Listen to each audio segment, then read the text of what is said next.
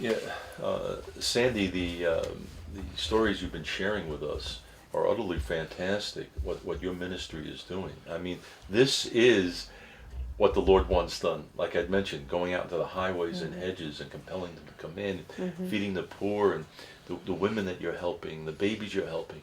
Can you think of any other examples of this tremendous ministry that you have here? John, I can think of another 399 stores. But I guess that was a poor question. No, it's an excellent question. I could tell you just a few of the people, because of course there's a time restraint. But for example, one woman came to us. She was on her way to an abortion. She was 18 years old. And she was at a traffic light intersection near the local mall. She looked down at the ground and she saw a sticker of ours that had fallen off of just a sticker of ours. She called a number because it said, if you're pregnant and need help, call us. So she called the number, and it turned out she was a few weeks pregnant with her second child. She was only 18. She was living in the absorption center. She had come from Ethiopia when she was 13, and she was pregnant at the time when she came to Israel from Ethiopia. And so she had already a little girl. And she was pregnant with her second, and she really had no money and no support system. She was afraid to tell her parents that she was pregnant.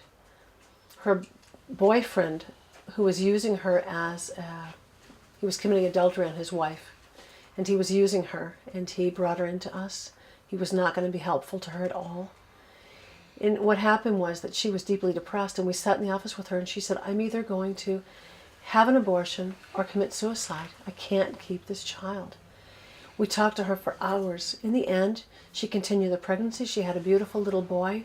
But then she came to my office after that, crying again. And I said, what's wrong? She said, I'm going to kill myself. I can't afford to have this child on my own. I mean, it wasn't just the diapers. Everything we provided was good. But she said, how am I going to have a living? How can I make it in Israel as a mother with a little girl already in kindergarten and a baby? How can I do this? And you know, the Lord just spoke to my heart and said, ask her biggest dream. So I looked into her eyes. I said, tell me your dream for your life. What would you want? Here she was, 18 years old. She said, I want to be a nurse. And I just, in faith, I said to her, you're going to be a nurse. Shake my hand. It's going to happen. I didn't know how that was going to happen, but I knew that we have a big God. And I knew that if she would choose life, she's to keep going and raise her children with dignity, she would be a nurse. I would call her periodically, and then one day I felt just really pressed to phone this woman. I phoned her and I said, tell me what's going on. She said, do you know today's my son's birthday? I didn't know. I said, wow, that's awesome. Your little guy's birthday, his first birthday. Awesome. I said, how you doing? What are you doing now? She said, I'm studying. I'm finishing my high school degree, and I'm going to be a nurse.